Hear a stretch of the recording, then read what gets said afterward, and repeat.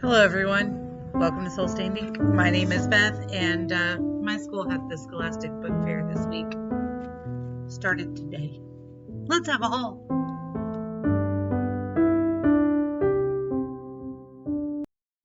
So I don't actually have all of the books that I got from the book fair in this haul because I stopped and gave my kids the books I got specifically for them. Melody got Pete the Kitty and the Unicorn Who Lost All Its Colors, Pete the Cat and the Crayons, something like that. I don't know, 2 new Pete the Cat books they had out, and then 2 Bluey books.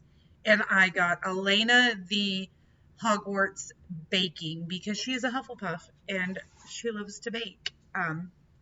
But then I got myself all of these. Will I share them with the children? Possibly. But let's not get ahead of ourselves. First, I want to show you, I got Taste of Home Everyday Air Fryer 100 Plus Recipes for Weeknight Ease. This is volume 2 with new recipes.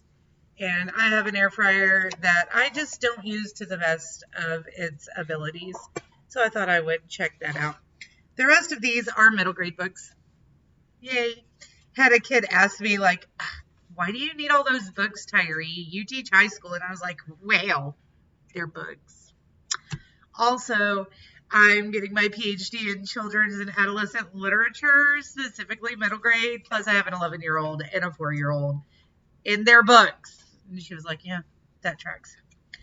Hello, puppy. Hello. I didn't get you any books. I'm sorry. No books for you. No, they are not your books. Move away from the books. Sniffing the books. Get away from the books. No. All right, so no, get off of the books. Insanity. The first book I got is Just Keep Walking by Erin Soderbergh Downing. It says, just under 2 weeks, just over 100 trail miles. It's been 2 years since Joe's parents divorced, 2 years since the idea of being alone became terrifying. But now Joe is determined to prove that she and her mother can survive on their own. With their entire lives stuffed into a pair of 30-pound packs, Joe and her mom are about to set out on the Superior hiking trail. It's a hike that Joe's dad did with her brother, a trip he has always promised her they'd do together too. Now, without Dad around, Joe's determined to do it anyway and prove she's not a quitter like him.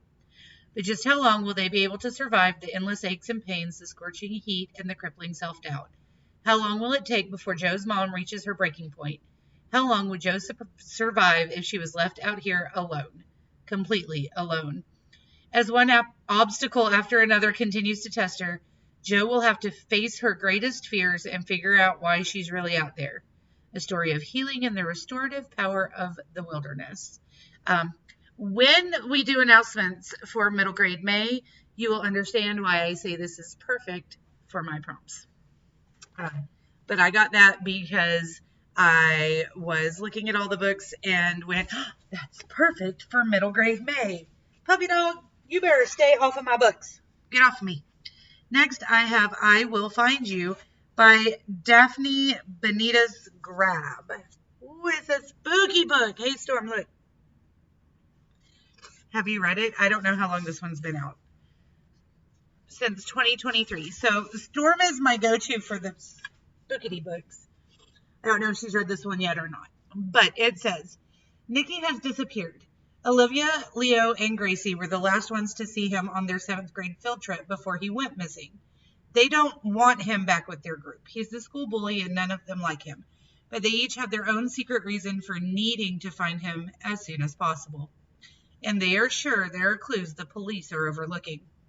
When they decide to investigate, they quickly discover that things are more complicated than they seemed. Nikki's victims made a plan to get revenge on him, a plan that's gone terribly wrong. Can they find out where Nikki is, or is it already too late to stop this revenge from going way too far? All right, next I have The Liar Society by Allison Gerber. This says, there are no secrets among friends. Weatherby is a fish out of water. When she lands a scholarship to the prestigious Boston school, She's excited to be in the same world as her dad, whom she's never met, and to make real friends. But Weatherby has a secret she'll risk everything to protect, one that could destroy her new life. Every member of Jack's wealthy and privileged family has made their mark at the Boston school. Everyone, that is, except for Jack, who's entirely mediocre. He's desperate to prove his worth to his influential father, but Jack has a secret of his own, one with the power to ruin everything. When the money for their school trip to a private island exclusive to Boston students is stolen, Jack and Weatherby are invited to play a high-stakes game and solve the mystery of the missing money. If they win, they'll be selected to join the oldest, most powerful secret society in the world, and they'll be Boston royalty forever. If they lose, well, they better not lose. So this one sounds super, they all sound super interesting. This one sounded like something I might want to try to fit in this week before the end of March Mystery Madness. And it is brand spanking new. Just came out in 2024, y'all. Next, I have Michelle Schusterman's What'll I Do Without You. Now, if y'all have heard me say things about my youngest, or if you know us outside of my videos, you might know that penguins are her favorite animal. They're her favorite thing. She's asked me to paint a mural of penguins on her bedroom wall. I'm redoing her floor right now. And I'm going to make penguins sliding down a rainbow for her. So when I saw this, I knew we needed it. Yes, it is a lower middle grade chapter book. I don't even care. Because it's penguins, and it says the penguins are in danger. Penguin Island is home to a rare population of penguins separated from the mainland by a narrow strip of land. Trouble is, that strip of land is exposed during low tide, and a pack of foxes has discovered it. When 12-year-old Addie realizes how vulnerable the penguins are, she decides to act with her faithful sheepdog Max by her side. But protecting a colony of penguins isn't easy. Darwin, a young, proud penguin, doesn't want Max's help, and the two can't see eye to eye. Will they be able to compromise and work together to save the colony? I'm excited to read that one.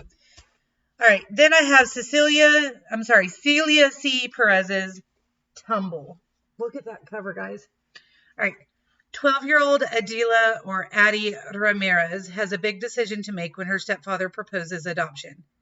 Addie loves Alex, the only father figure she's ever known, but with a new half-brother due in a few months and a big school theater performance on her mind, everything suddenly feels like it's moving too fast. She has a million questions, and the first is about the young man in the photo she found hidden away in her mother's things. Addie's sleuthing takes her to a New Mexico ranch, and her world expands to include the legendary Bravos, Rosie and Pancho, her paternal grandparents, and former professional wrestlers. Eva and Maggie, her older identical twin cousins who love to spar in and out of the ring, Uncle Mateo, whose lucha couture and advice are unmatched, and Manny, her biological father, who's in the midst of a career comeback. As luchadors, the Bravos carry a strong legacy, but being part of a family is so much harder. It's about showing up, taking off your mask, and working through challenges together. Here's another one for you, Storm. Tag, you're it. It's The Nightmare King by Deka Herman. Let's see. This one is also 2023, so I don't know if you've read it or not, but it says no one can stay awake forever. Shane's life completely changed after his accident. One minute he was a normal kid playing a game of tag with his friends, and the next he's the boy who came back from the dead. Now, every time Shane falls asleep, he's pulled into a dark world where the evil Nightmare King reigns. The king is collecting children and keeping them as treasure. Shane's sister and best friend are in danger. Despite the threat of capture by the Nightmare King, Shane can't stay awake forever. He will have to take matters into his own hands. If he gives himself over to his nightmares, can he hold on to the good in himself long enough to bring down the king? A super spooky one. And then finally, I have Marcia Forchek Skripuk's, I think, Winter Kill. So food is running out and the enemy is closing in. Nil is just trying to stay alive. Ever since the Soviet dictator Stalin started to take control of the farms in Ukraine, like the one Nil's family lives on, there's less and less food to go around. On top of bad harvest and a harsh winter, conditions worsen until it's clear the lack of food is not just chance, but a murderous plan leading all the way to Stalin. Alice has recently arrived from Canada with her father, who is here to work for the Soviets, until they realize that the people suffering the most are all ethnically Ukrainian, like Neil. Something is very wrong, and Alice is determined to help. Desperate, Neil and Alice come up with an audacious plan that could save both of them and their community. But can they survive long enough to succeed? This is the Holodomor, or death by starvation, Ukraine's famine genocide of the 1930s. So, I don't think excited is the right word for this, but I am looking forward to seeing how she put this together. I think that it's super important that we have books like that, because most middle grade students will not know that that was a thing that happened. We jump right into the Holocaust and don't look at the Holodomor. So those are all the books that I got at the book fair. I dropped one. Let me know if you've read any of them, want to read any of them, want to know more about any of them. And I'll talk to you again soon. Until next time, stay safe out there, guys. Bye.